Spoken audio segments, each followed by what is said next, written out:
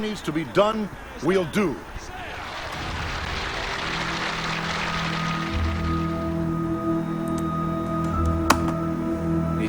We faced a very difficult campaign because it was so dangerous, so threatening. We had to campaign in the middle of terrorist attacks. The campaign was horrible. For starters, whoever replaced Galan, if he kept the position against drug trafficking, and Gaviria did keep it, became Escobar's main enemy and an enemy of the extraditables. There's a national order from the extraditables. To anyone allied with Cesar Gaviria, the order is to fill them with bullets. Those who stand with Gaviria stand next to a dead man.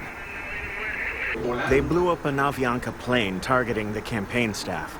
We were scheduled on a trip to Cali, but they canceled a few of the morning events there, so the tour manager decided to change to a later flight.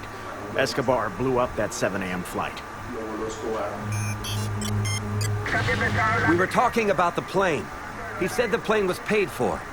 I have the money order for the payment. I'll deliver it. He'll have it in a half an hour. The bomb was already on board. It had to go off. The Medellin cartel didn't mind blowing up an airplane. It was terrorism.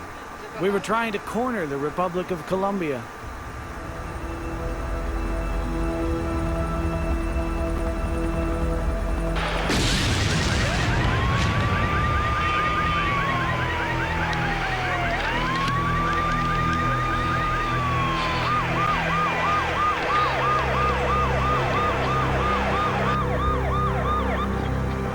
The bombing of the DAS security agency was the largest terrorist strike in the world. The bus didn't get inside the DAS. If it had, it would have wiped it off the planet. A bus with a bomb on board entered this street at 7:15. 3 men came out of it. This is what was left 3 minutes later. Around 1989 was one of the most grueling times for the nation of Colombia, and the most beneficial for the mafia. We basically lived in a permanent state of crisis. Public order was a huge problem. It was a horrible way to live. I mean, there were days that there were 5 or 6 bombs going off in different parts, and there were people walking down the street to get killed. Today at 6:30 a.m., a car loaded with dynamite blew up in front of the El Espectador newspaper building.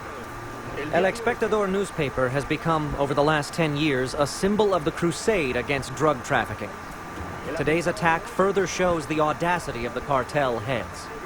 Pablo Escobar understood the media very well, but he thought, wrongly, that he could break them. For the owners of El Tiempo, we have a very, very, very big surprise. Tell them they can't even begin to imagine it. I'll tell them, and then you'll see whether they change their attitude. If they don't, you'll decide. That's all I can do. I don't own the newspaper. At El Tiempo newspaper, where I worked, there was an anti-aircraft machine gun on the roof, as there was intelligence that they would crash a plane loaded with explosives. In a climate of war in which many died but no one was captured, President Gaviria took office. A group of very important national journalists was kidnapped with the purpose of repealing the possibility of extradition to the U.S. We started to develop what at that time was a very controversial policy, a policy we called submission to justice.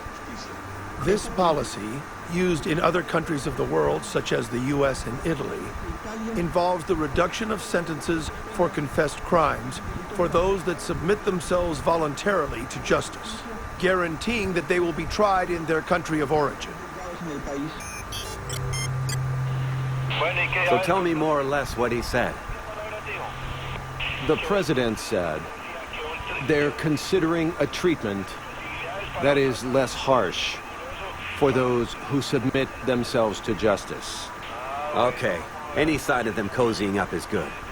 Back then, the longest prison sentence was 30 years. We got 7 off for turning ourselves in, 7 for confessing, 7 more for work and education. It worked for a good number of them, but it didn't work for Escobar. Escobar refused to turn himself in until extradition was revoked. We were gambling the future of the country. My editorial column was very aggressive towards Escobar and the drug traffickers. It put me in the eye of the hurricane. Last night, a group of 6 men with police badges kidnapped the chief editor of the El Tiempo newspaper, Francisco Santos. I asked, whose hands am I in, the guerrillas or Pablo Escobar's? He had a Medellin accent, so I said, it's Escobar. Yes, Escobar, he said. I said, well, I'm done. This flame represents Colombia's hope for peace. It will burn here in Plaza de Bolivar, in the country's capital, until the kidnapped have been set free. However, many expect it will be a long wait. I never thought that I would get out of there alive. I received a letter written by him, saying that he regretted my situation, that his guys had orders to treat me well. But I should understand that in war, there are casualties, and he hoped I wouldn't be one of them. The only message they let me send was very clear, telling the president, do what you can to save our lives. Don't forget that the law and the Constitution come first. It was a real battle to preserve democracy. When he saw he had the votes in the assembly, I think he bought a few. Other Colombians were sick of the violence. He let us go. Are you doing okay? Yes, of course. Are you happy to be home? One of the people who spoke with me, not one of the kidnappers, but someone different, told me that Escobar would turn himself in. All the candidates, with very few exceptions, were in favor of banning extradition. The extradition of Colombians by birth is forbidden. The decision by the judge was expected by Escobar. When extradition was done with, or done away with, you know, it was a huge victory for Pablo, and it was a big defeat for our efforts, you know, the United States.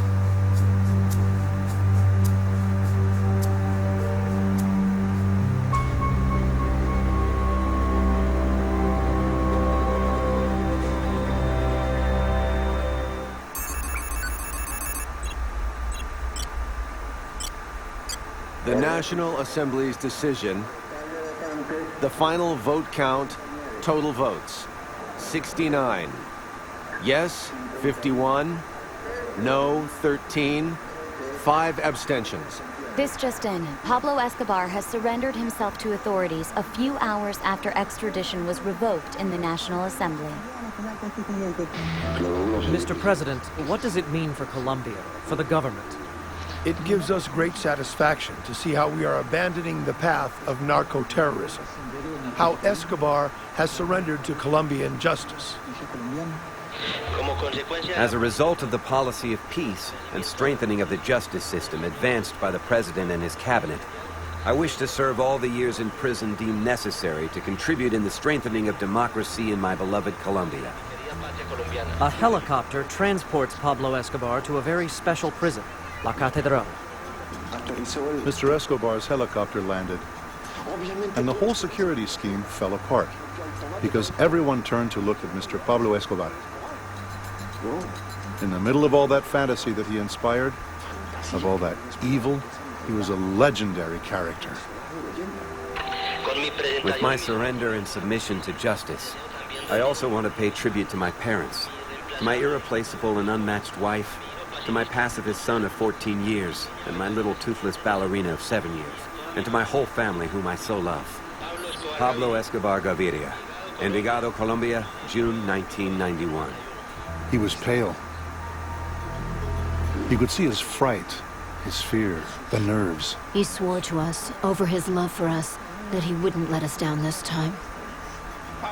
Pablo turns himself into jail so that his family could have peace. He couldn't handle the pressure on his family.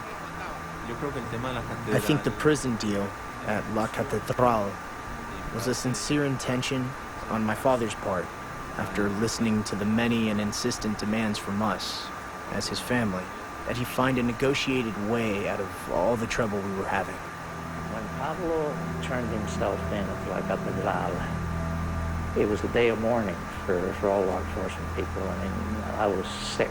I was very disappointed that it happened. What will the president's order be so that Pablo Escobar's surrender will be handled properly and he will be subject to the appropriate judicial process? The conditions established by the lawyer representing Escobar were conditions referring exclusively to his security, not any other matter. It was the boss who built La Catedral, the wall around it, and the electric fence. He had the power put in. He orchestrated it so the power switch was in his cell. La Catedral became a place of luxuries, a place of excess, of parties, more than a prison. It seemed like one of our estates, which it actually was. The personal guards were a joke. You would get to La Catedral for a visit, and you saw my father's lifelong employees, now in uniform, in prison guard uniforms. It was a farce. It was an effort to find a judicial solution. And obviously, having accepted some of those security conditions represented a challenge for the state that at some point we were unable to handle.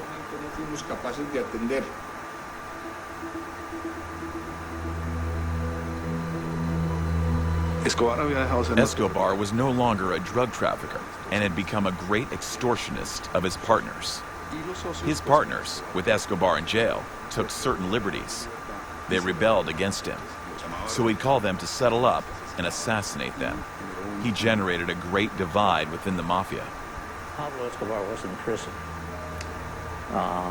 The mistake that he made was when he started killing the Moncadas and the Galeano family members that he believed betrayed him. They were no longer friends. They no longer funded us. They were closer to the Cali cartel than to us. The boss pondered the situation. He was a warrior, and warriors live in war. He made that hard decision because he always lived on the edge. There, in La Catedral prison, Galeano died of a gunshot. Otto killed him. I killed Kiko Moncada. We made a big bonfire and we burned the bodies all night long. The next day, the bones remained, which are difficult to burn. We crushed them with a sledgehammer and poured acid over them. So Kiko and Galeano disappeared. When the boss ordered me to kill Kiko, I followed the order, but I couldn't sleep that night. That day, I killed my second father. As a favor, I shot him in the head so he wouldn't suffer.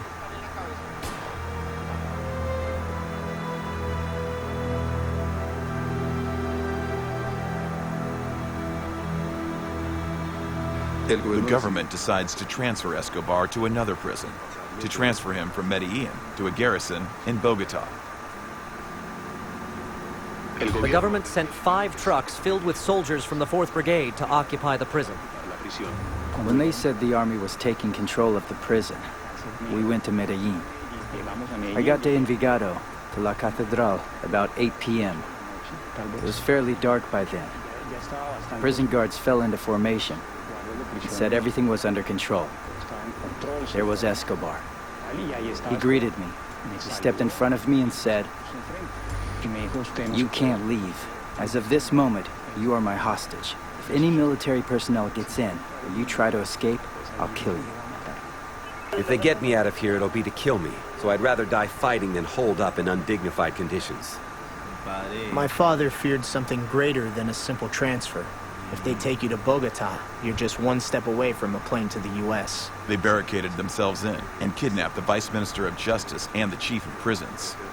They call a radio station in Colombia. Escobar describes how he is entrenched in a tunnel he had built himself in the prison and explains that he is running out of air. All this is transmitted live on the air.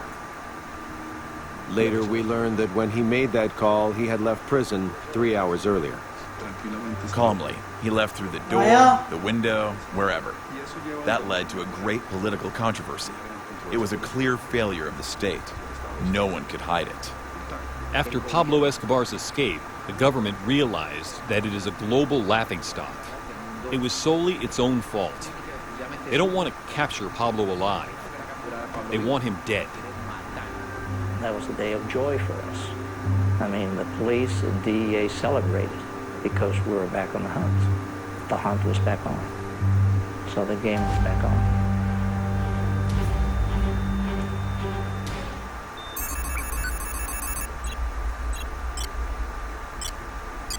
We want our public force to search for Escobar, capture him, and return him to face our judicial system. When Escobar escaped, we created a search block, commanded by an army general and a high-ranking police official. When he escaped, suddenly President Gaviria realized that, you know, this was very embarrassing for him, very embarrassing for all of Colombia. And he basically opened the doors and said, hey, you know, help us in any way you can. I contacted the U.S. ambassador. I told him, we need your support. We need intelligence, technical assistance, and training. That's how the search block was formed. They used their most advanced equipment in order to help us in the pursuit of Escobar. During the first weeks in which the search block was active, while I was in command, he detonated 2 car bombs, killing 34 police officers and 2 political officials. That motherfucker who we paid out for $1.5 million, he's the one heading every operation against us. That fucking son of a bitch must think I'm afraid of him because he's a policeman? I hope he's listening so he knows the kind of death awaiting him. We'd listen to his conversations all the time.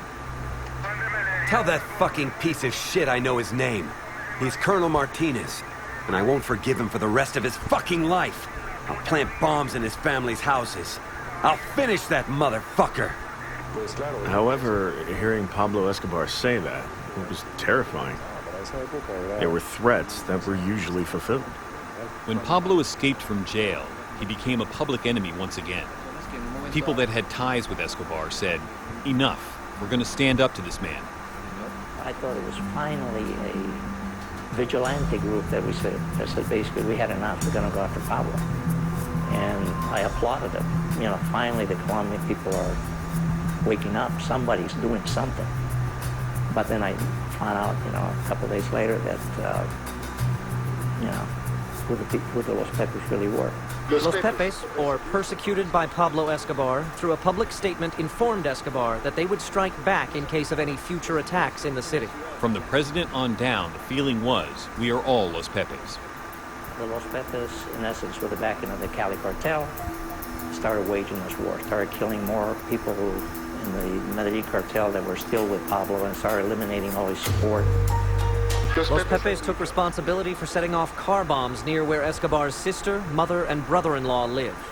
And along the way, they also started providing information and intelligence to the Colombian National Police and the DAS. So they, in a way, they became allies.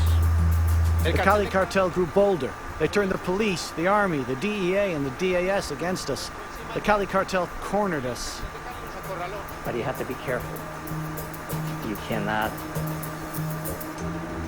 allow the criminal enterprises to become part of what you're doing. Pablo Escobar had an army major on his security team. They started to find our hideouts. We would barely escape. The boss put 2 and 2 together. They found this hideout and this other one. Only the major knew them. The boss orders us to kidnap the major. We get him, torture him, and he confesses that he's snitching for the 4th Army Brigade in Medellin. The major always brought his wife to the hideouts. He tells us under torture of a military operation in a few days, and that his wife is going to reveal another of our hideouts. The boss had heard about a certain woman, a pregnant woman, who was revealing the hideouts. I get her phone number from the major, call her, and she agrees to meet us at a gas station. She arrived, and we killed her right there. As an act of humanity, we shot the baby to spare any further suffering. That was very tough. The problem is, when you militarize the task of pursuing criminals, it's then that it becomes supremely bloody and savage, and ends up in massacres and insane acts. As they chipped away at his military arms and his financial means, he lost power. He began to realize that his family was far more vulnerable. He was trying to desperately get his family out of the country. When I learned that, After an intervention by the state prosecutor, Germany was going to give Escobar's family asylum. We had tense negotiations with the German government. We told them that for Colombia, it was a very complex problem, because if terrorism escalated, we would have to hold Germany as responsible. This is Pablo Escobar, speaking from Medellin. Be advised that if the German government rejects my innocent family, I will retaliate against German citizens, tourists, news organizations, and German interests in Colombia. Escobar was in a desperate situation. I mean, obviously, he could threaten German interests. But that threat blew over quickly. And so he continued his activities, making terrorist attacks where he could. Not where he wanted to, only where he could. We brought the Escobar family to a place where we could, effectively, offer them absolute security. Military and security operations have increased in the center of Bogota, where the Tequendama residences are located, where the wife and children of the former head of the Medellin cartel are staying. The state says it was protecting us, but they were doing intelligence work on us. We were part of a trap to hunt down my father. There was no protection. They can't claim they protected us when people around us disappeared magically. Your teachers, help, your friends, everyone. I am Pablo's brother speaking on behalf of Pablo. He's offended because they're bothering his family. Don't mess with his family. Whoever touches them or bothers them is going to be in trouble. You better listen to me. For all of us living in the house, there were rewards being offered. There was a $4 million bounty on my head. He was trying to desperately get his family out of the country. And we were blocking every attempt that the family made. Pablo was becoming more vulnerable every day. He was basically alone. In other words, it was just a matter of time. All right, well, in any case, take care. You know how much we all need you. I'm in a cave. Rest assured that I'm very, very safe. The worst is past. In order to help his family, he thought of resurrendering himself. And he asked for protection by the United Nations. He even tried using some well-known journalists to try to establish conditions for his new surrender. Hello? Maria Isabel, how are you? Pablo Escobar? I want to ask you a favor on behalf of the country. Yes. Why don't we do something so you can turn yourself in? Look, Maria Isabel, I'm open to that. I have the best will in this case. I chose to leave prison, but it was the last thing I would have wanted to do in my life. I did it because they were going to kill me. They went in firing their weapons. We will find a way to talk to the president. Do you want me to call the president or not? Convey to the president that my intention is to go back to a prison other than Envigado's. Yes? That I accept a prison other than Envigado's, but I need to know what the security conditions are. How do we contact you? What's that? How do we contact you? I'll call you. I have no problem. So the journalists call me. But the new surrender had conditions that meant, again, we would be giving him certain privileges for his security, which was unthinkable. The president with the entire world watching cannot accept your conditions. Furthermore, I'll tell you something worse. They've agreed to have the gringos help look for you. I'll cooperate. I'm willing to do whatever it takes, but I'm not afraid of the gringos either. We've done all of this so you're not extradited. So much blood has been shed so you won't be extradited, and you're not afraid? Had he turned himself in, we would have accepted him. But it's clear that he never planned on surrendering, and he always thought of sticking to his principles to destroy the state. They'll never fucking capture me, and I'll kill each and every one of them from the jungle. In the long run, they're the ones who are going to lose. Evidently, this was a combat situation. The instructions were very clear. Capture or kill. One day, Escobar made a mistake. He called his family directly. At that moment, due to the length of the call and data triangulation, it was possible for us to pinpoint his exact location. Did you get the prosecutor's office to protect you? How was that achieved? Yes, take it easy. Did you speak to someone in the prosecutor's office to assist in relocating you abroad?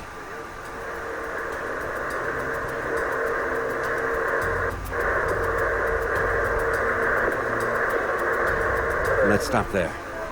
I'll call you back, okay? He says he'll call me back? He didn't.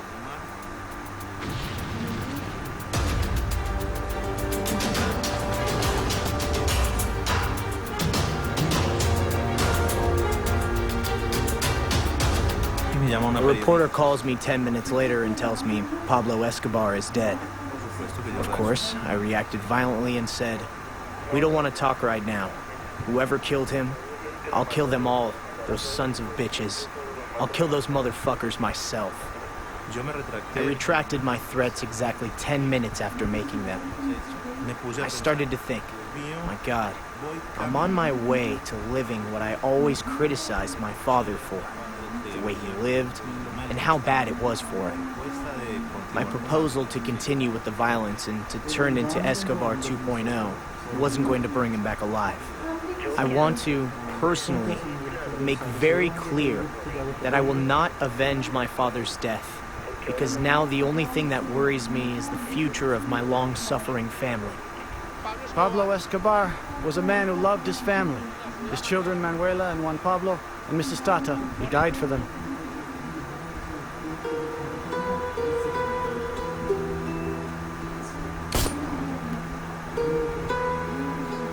I thought he was immortal.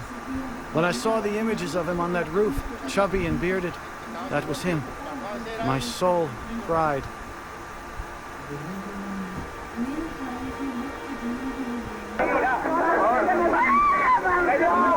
The mob at his funeral, it was mind-boggling.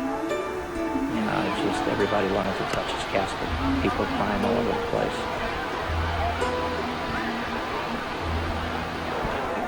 I mean, this guy was a monster.